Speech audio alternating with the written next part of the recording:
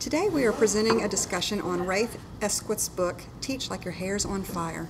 Our group members are Kim Summers, Paul Stewart, and myself, Amy Wilborn. Let's begin with Rafe Esquith's philosophy in chapters 1 and 2. His key points are the following. He wants to create classrooms that are conducive to learning and teaching. Classrooms don't have to be managed by fear. It is the culture of the classroom that can be managed. The classroom is based on trust. Children depend on teachers, so be dependable. Discipline must be logical, and teachers are role models. Now Kim will give a summary of Chapter 10, Put Me in Coach. In this chapter, Esquith challenges educators to see physical education as opportunities for teaching and learning. He believes the playground becomes a classroom, teaching the positive virtues of sports. On page 125 of the book, he lists his goals for physical education. I will paraphrase those. The student should exercise daily while learning proper fundamentals, sportsmanship, and teamwork. With his class, he begins with the game of baseball. He encourages the students to remove fear so they can concentrate on proper fundamentals. Esquith then gives his class guided practice, which leads to independent practice, where the students will set goals and evaluate themselves. During the year, he moves on to other sports, and he believes sporting events are excellent opportunities to practice sportsmanship. Now, Amy, can you give a response? I can, Kim. On structured recess, that is my response. Structured recess can lead to burnout. Children do need time for free play. If they are always in the confines of a structured atmosphere, free thinking will cease. I'm not saying there should be no structured recess. I'm saying that it should be a part of a plan. Kids need to have time for themselves, for practice, reflection, or just plain relaxation. Learning will actually increase if free play is allowed. Now Paul will give his commentary on teaching skills and practice. As a coach myself, I understand the importance of fundamentals. In any sport, you must learn the fundamentals of the game before you can hope to be successful at that sport. Whether it's throwing and catching a baseball, kicking a soccer ball, or the proper way to make a form tackle, any athlete needs to be taught the correct way to perform these activities. Fundamental training is the basis of all sports. In Chapter 10, Esquith discusses how important it is to teach things in a sequence that is relevant.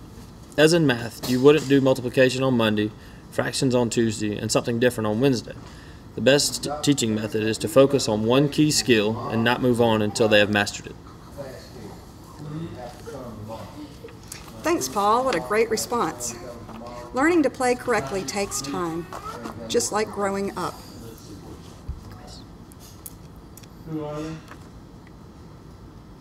You know, we've discussed this chapter, and we've come up with a question that we think is important to address for Chapter 10.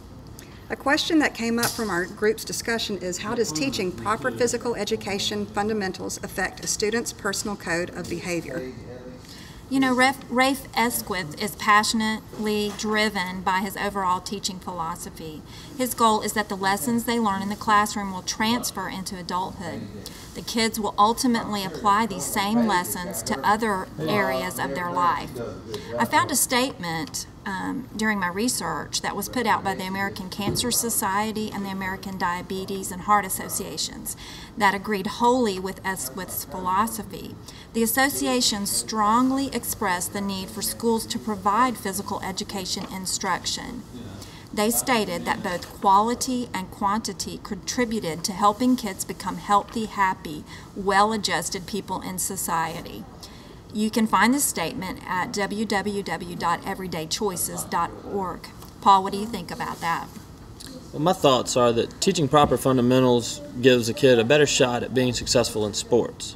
The more opportunities that a kid has at success makes a kid want to become more active because it is enjoyable to participate. The more a kid participates, the more they realize the need for teamwork and sportsmanship. The kids will learn more ways to apply the things they have learned in sports to other areas of their everyday lives. Amy, what are your thoughts? Learning to play correctly takes time, just like growing up. Students learn to practice for themselves and not for their teacher. An example is being able to voice their opinion. The issue of sportsmanship, teaching them to be kind. They can cheer and yell encouragement, but not to boo the other team, which is so common.